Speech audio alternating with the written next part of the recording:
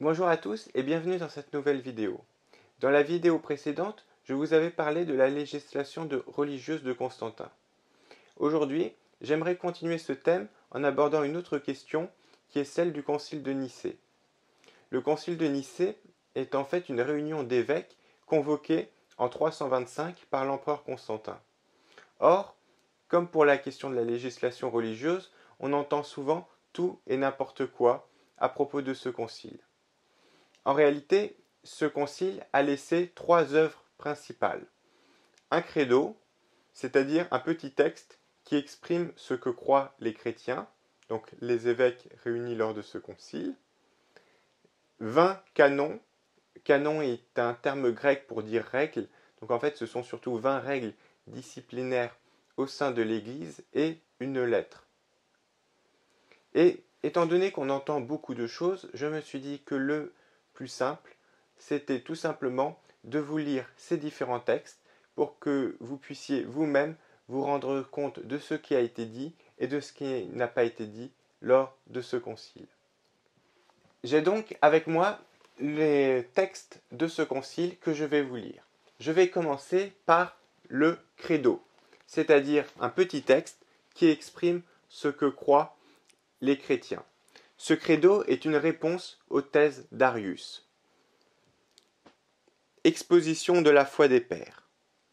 Nous croyons en un seul Dieu, Père tout-puissant, créateur de tous les êtres visibles et invisibles, et en un seul Seigneur Jésus-Christ, le Fils de Dieu, engendré du Père, unique engendré, c'est-à-dire de la substance du Père, Dieu de Dieu, lumière de lumière, vrai Dieu de vrai Dieu, engendré, non pas créé, consubstantiel au Père, par qui tout a été fait, ce qui est dans le ciel et ce qui est sur la terre, qui, à cause de nous les hommes et à cause de notre salut, est descendu et s'est incarné, s'est fait homme, a souffert et est ressuscité le troisième jour, est monté aux cieux, viendra juger les vivants et les morts, et en l'Esprit Saint.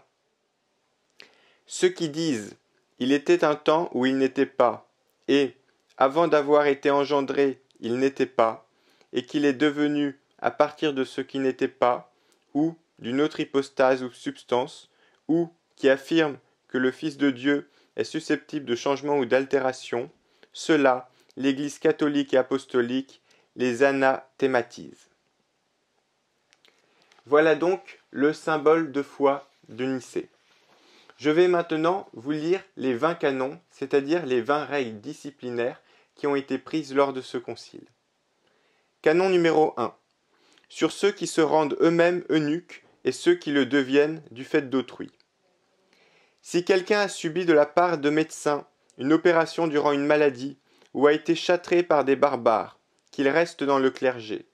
Mais, si quelqu'un s'est châtré lui-même alors qu'il était en bonne santé, il convient qu'il cesse d'être rangé dans le clergé. Et, à l'avenir, on ne devra admettre aucun de ceux qui auront agi ainsi. Mais de même que ce qui vient d'être dit ne regarde évidemment que ceux qui font la chose de propos délibérés et qui osent se châtrer eux-mêmes, de même, si certains ont été rendus eunuques par des barbares ou par leurs maîtres, et que par ailleurs ils se trouvent dignes, ceux-là, la règle ecclésiastique les admet dans le clergé. Canon 2. Sur ceux qui sont admis dans le clergé aussitôt après le baptême.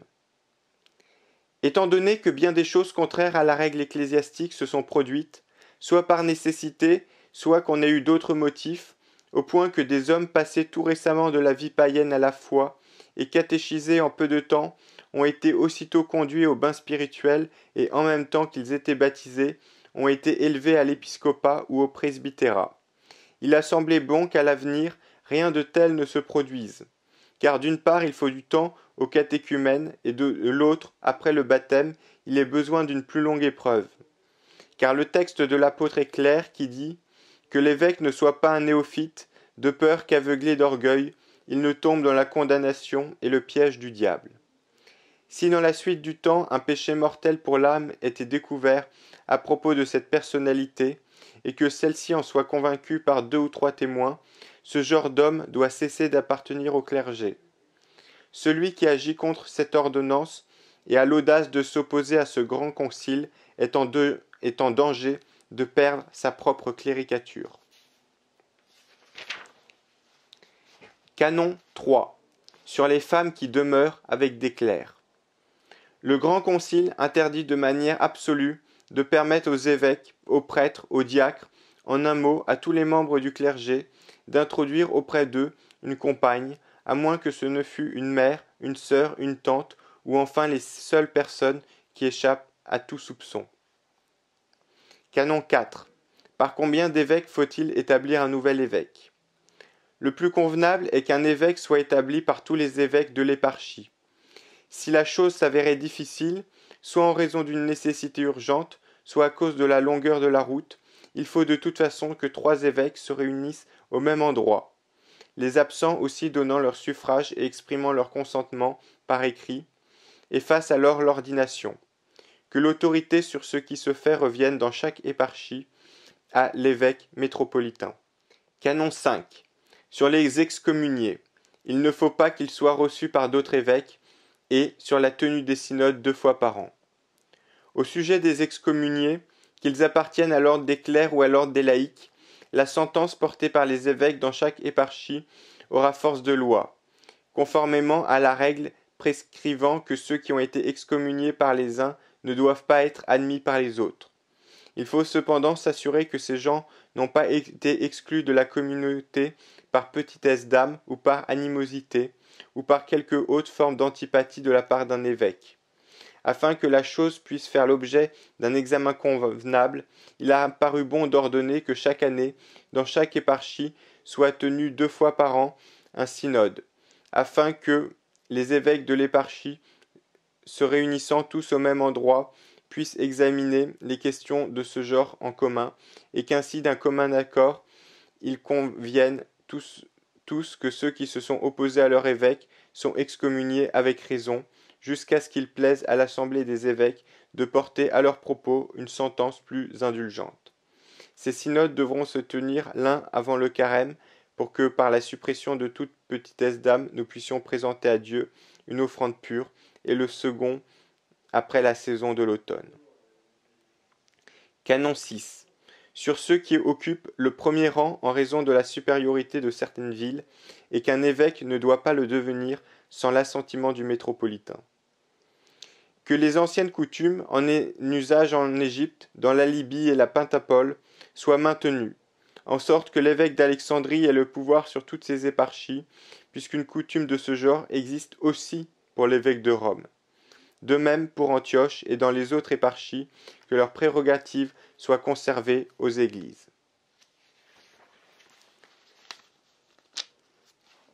Voici d'autre part un point tout à fait évident. Si quelqu'un est devenu évêque sans l'assentiment du métropolitain, le grand concile a décidé qu'il n'est même pas évêque, mais au cas où l'élection ayant été faite par le vote commun de tous, de manière raisonnable et selon la règle ecclésiastique, 2 ou 3 feraient opposition par animosité personnelle, que le vote de la majorité l'emporte. Canon 7. À propos de l'évêque d'Aélia, c'est-à-dire de Jérusalem. Comme se sont imposées la coutume et la tradition ancienne, selon lesquelles l'évêque d'Aélia est honoré, qu'il ait la préséance de l'honneur, la dignité propre qui revient à la métropole restant sauve. Canon 8. Sur ceux qui sont dits les purs. Au sujet de ceux qui s'appellent eux-mêmes les purs, mais qui voudraient entrer ensemble dans l'Église catholique et apostolique, il a paru bon au saint et grand concile qu'on leur impose les mains, et qu'ainsi ils demeurent dans le clergé. Mais, avant tout, ils promettront par écrit de se conformer aux décrets de l'Église catholique et de les suivre, c'est-à-dire de garder la communion avec ceux qui se sont mariés en deuxième noces et avec ceux qui ont failli, dans la persécution pour lesquels un temps de pénitence a été assigné à une date fixée. Ils seront ainsi tenus de suivre en tous les décrets de l'Église catholique et apostolique. Partout donc où, dans les bourgs ou les villes, ils se trouveront les seuls à avoir été ordonnés, trouvés dans le clergé, ils y resteront au même rang. Mais si certains se présentent là où existe un évêque ou un prêtre de l'Église catholique, il est clair que l'évêque de l'Église aura la dignité épiscopale, tandis que celui qui est appelé et déclaré évêque par ceux qui se disent les purs n'aura que l'honneur dû au prêtre, à moins que peut-être l'évêque ne trouve bon de le laisser jouir de l'honneur du titre épiscopal. Si la chose ne lui plaisait pas, il songera pour lui à une place de corps-évêque, ou de prêtre, afin qu'il paraisse faire pleinement partie du clergé, mais qu'il n'y ait pas deux évêques dans la même ville. Canon 9. Sur ceux qui ont été promus au presbytérat sans examen. Si quelques-uns ont été élevés au presbytérat sans examen, puis soumis à une enquête, ont avoué leurs péchés, et si après leur aveu des hommes, se laissant entraîner contrairement à la règle, ont ordonné de tels sujets, la règle ecclésiastique ne les accepte pas, car l'Église catholique exige ce qui est irréprochable. Canon 10. Sur ceux qui ont renié pendant la persécution et ont été promus dans le clergé. Quant aux faillis qui auront été institués dans un office, que ceux qui les ont institués l'aient fait par ignorance ou même le sachant vaguement, la chose ne prévaut pas sur la règle ecclésiastique. Reconnus, ils seront exclus.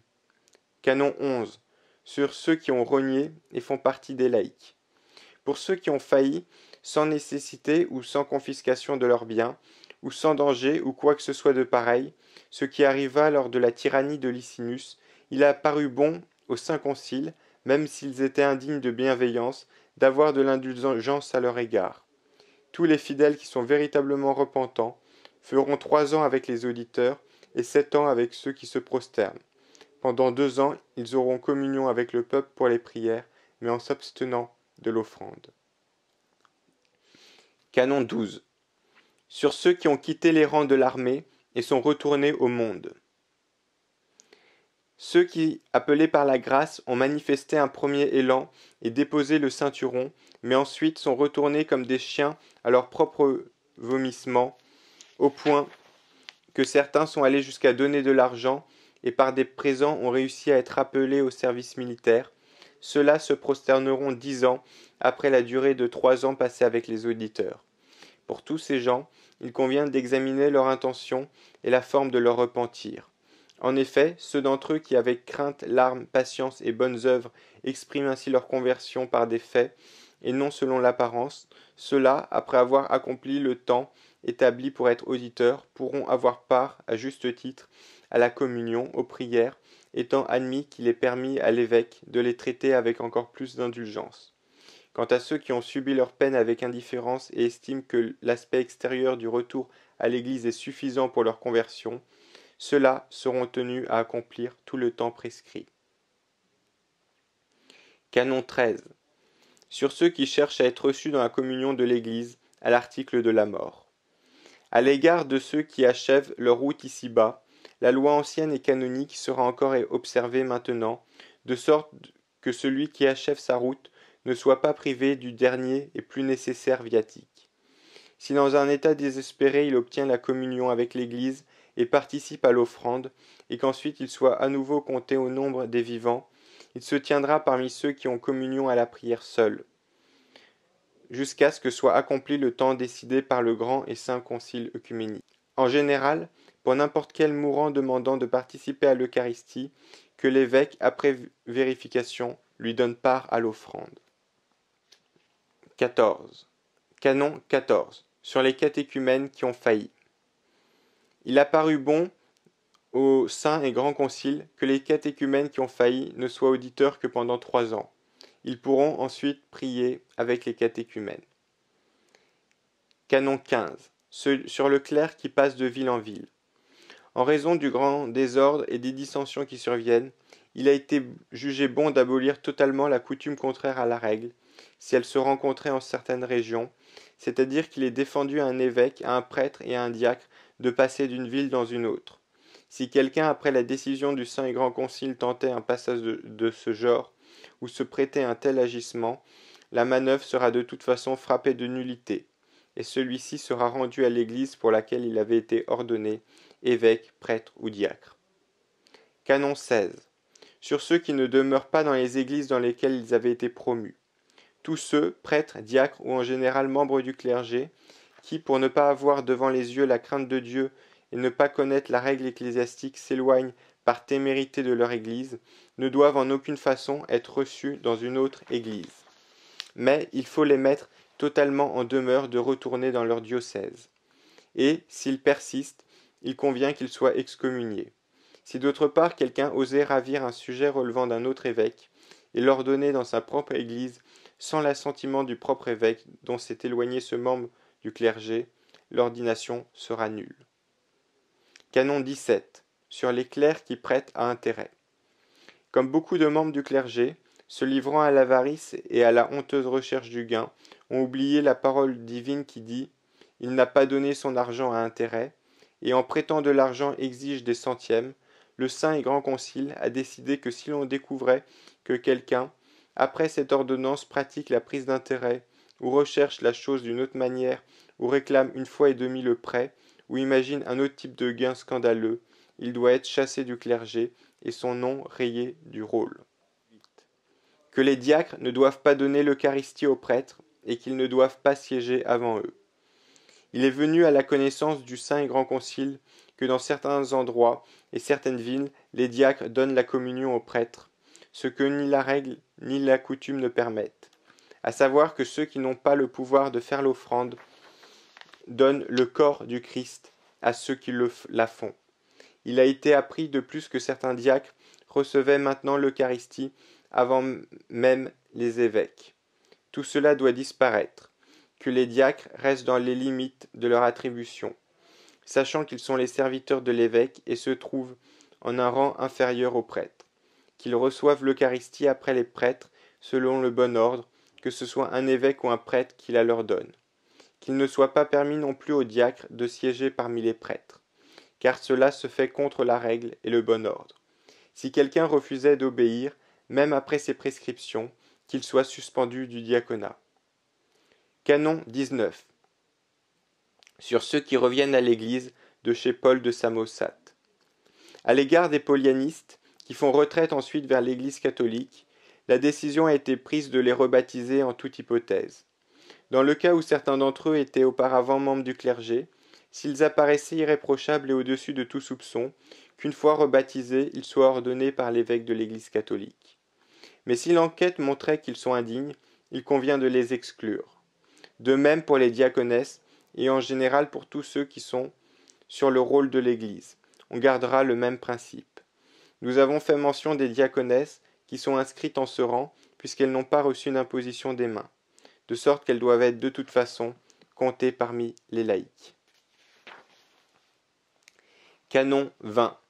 Qu'il ne faut pas fléchir le genou les dimanches et les jours de la Pentecôte. Étant donné que certains fléchissent le genou le dimanche et pendant les jours de la Pentecôte, le Saint Concile a jugé bon, afin que tous les usages soient gardés de la même façon dans tous les diocèses, qu'on adresse les prières au Seigneur en restant debout. Voilà donc les 20 canons disciplinaires du Concile de Nicée. Alors, je sais que cette vidéo a peut-être paru un peu longue, puisque la lecture était, il faut le dire, assez dense, mais je pense que c'était nécessaire au moins de mettre à disposition sur Internet pour tous les documents de ce concile. Je suis aussi conscient que certains points ne sont pas forcément clairs, j'aurai l'occasion sûrement d'y revenir un peu plus en détail, mais en attendant, si vous avez des questions ou des remarques, n'hésitez pas à me laisser un commentaire. Sur ce, je vous dis à bientôt pour une prochaine vidéo.